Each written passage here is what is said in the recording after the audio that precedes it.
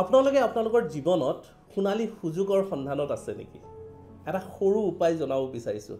এই সৰু বাস্তুৰ উপায়টি কৰিলে আপোনালোকৰ নতুন সুযোগ অহা আৰম্ভ হ'ব, নতুন নতুন অপৰচুনিটি আপোনালোকে আপোনালোকৰ জীৱনত দেখা পাব।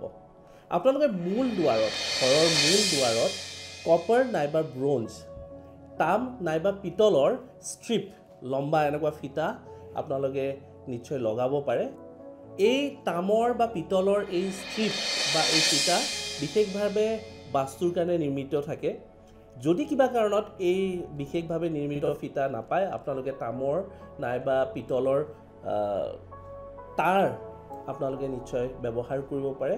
দুৱাৰৰ মূল দুৱাৰত আপোনালোকে নিশ্চয় লগাব পাৰে।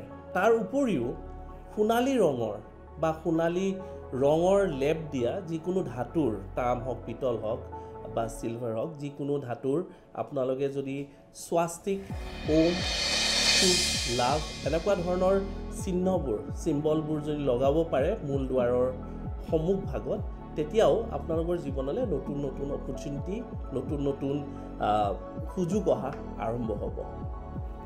ধন্যবাদ।